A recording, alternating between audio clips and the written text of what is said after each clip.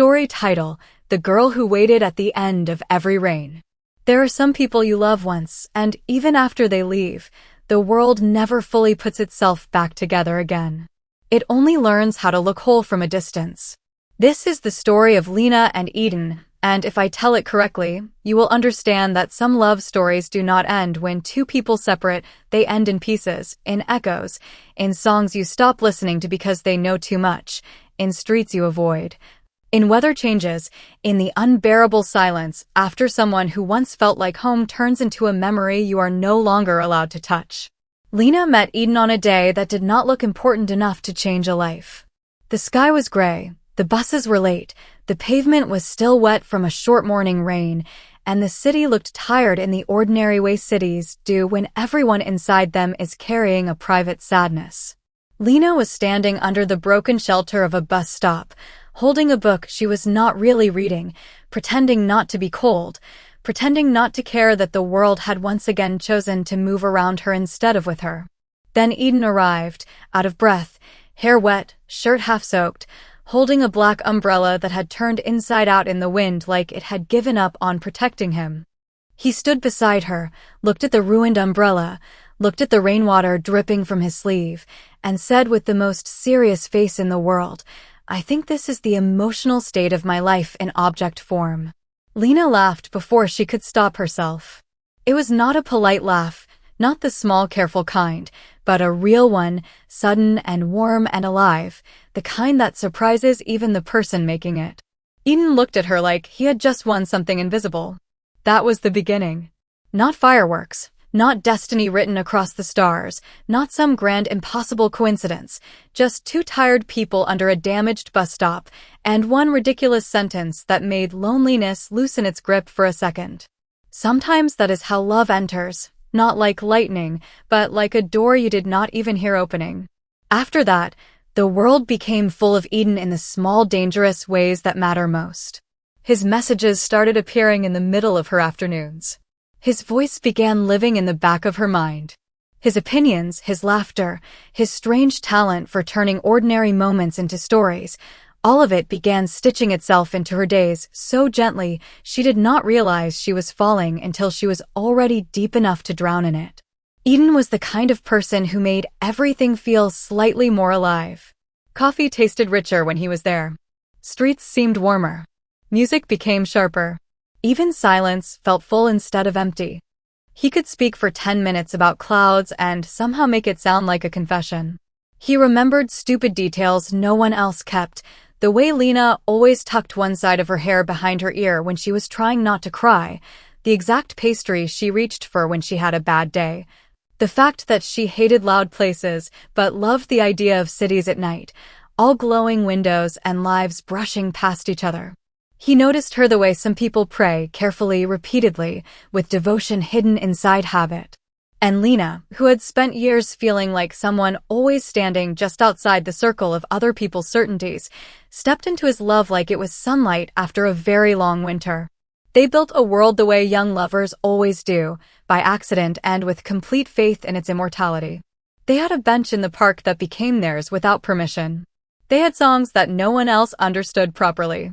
They had late-night walks under yellow streetlights where every conversation felt like it might change the universe. They had unfinished jokes, shared looks, soft arguments about books, hands reaching automatically for each other in crowds.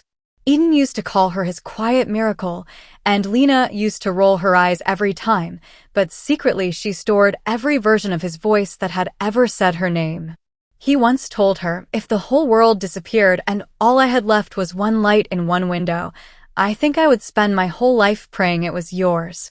And Lena believed him. That is the cruel beauty of love when it is still becoming itself. You do not just hear the words, you build your future inside them. You move furniture into promises. You hang your hopes on sentences. You take one person's warmth and begin to call it tomorrow. For a while, they were unbearably happy. Not perfect, because perfect love is a lie told by people who have never stayed long enough to see another person bleed, but real, tender, alive. And real happiness is always more dangerous than fantasy, because once you have touched it, every loss afterward has a shape.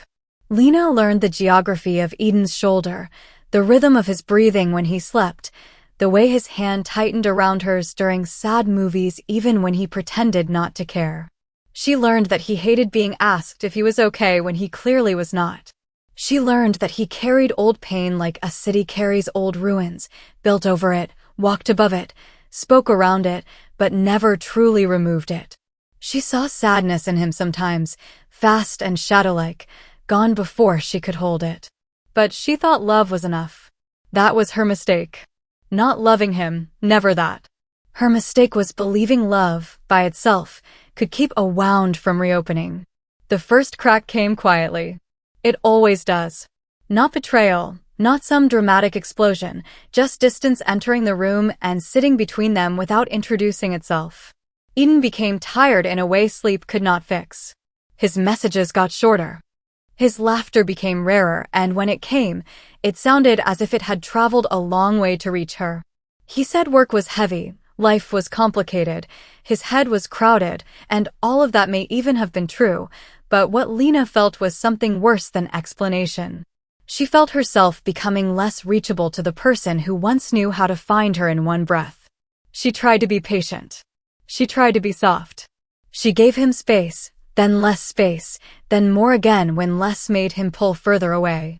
She asked the careful questions, then the direct ones, then no questions at all when every answer sounded like a closed door disguised as kindness. There is a special kind of heartbreak that begins before the breakup itself, when the person is still there, still saying your name, still touching your hand sometimes, but their soul has already started packing a suitcase in secret. Lena felt that heartbreak in pieces. In delayed replies. In canceled plans. In the way Eden looked at her sometimes with guilt instead of hunger. In the way silence no longer felt like intimacy, but like absence wearing familiar clothes. And, because love makes fools of those who feel deeply, she blamed herself before she blamed reality. Was she too much, too emotional, too needy, too quiet, too wounded, too available, too present, too human? She replayed her words. Reconstructed moments. Examined herself as if the crime scene of the dying love might still reveal what she had done wrong. But some endings are not caused by one mistake. Some endings are born when one heart keeps fighting while the other no longer knows whether it wants to stay alive inside the same dream. The night they ended, it was raining. Of course it was raining. As if the sky, dramatic and shameless, had decided that if two people were about to destroy each other softly, it deserved front row seats. They met at their bench in the park, the one that had once held kisses, laughter, lazy afternoons, future plans spoken in half-jokes and full belief. The rain had emptied the pathways. The trees trembled. Water gathered in the cracks of the pavement like small broken mirrors. Eden was already there when Lena arrived, standing instead of sitting, hands in his coat pockets, looking like someone waiting to be sentenced for something he could not undo. And Lena knew. Before he spoke, before his mouth formed the first apology, before the first weapon of kindness was drawn, she knew. Love teaches you the sound of the person you adore. Heartbreak teaches you the silence before they leave. He said her name first. That made it worse. Then he looked away. That made it final. He told her he still cared. He told her she had done nothing wrong.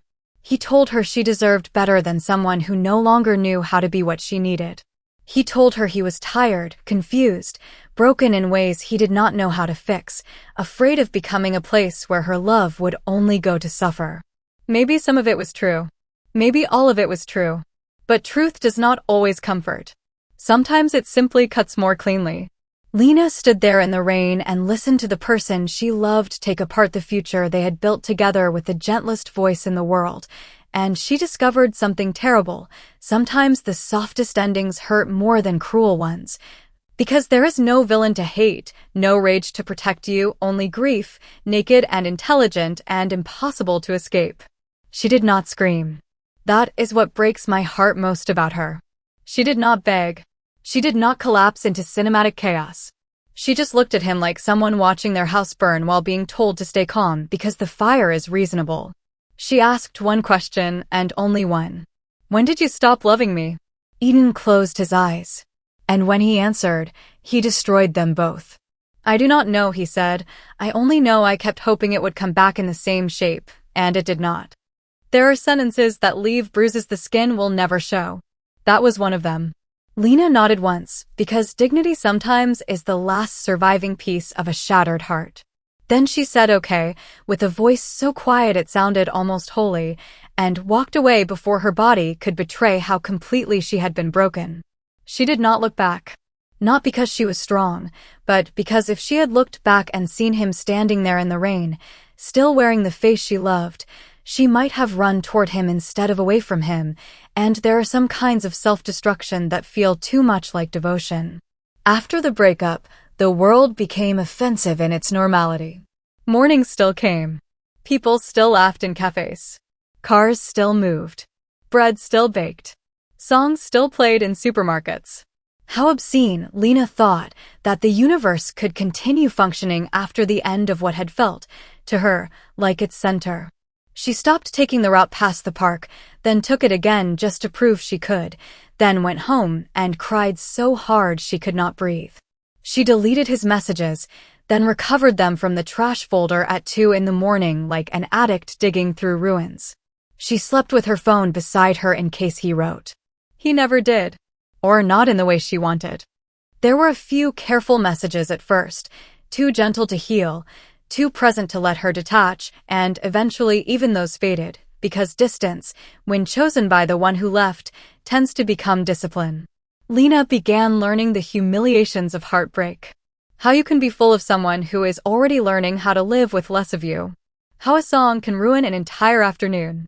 How memory is not content to replay what was beautiful, it also replays what was said at the end, turning one sentence into a blade and handing it back to you each night. She missed him physically, emotionally, absurdly. She missed his hand finding hers without looking. She missed sending him things she did not know how to explain to anyone else. She missed the version of herself that had existed beside him, the one who had believed she was chosen, adored, safe.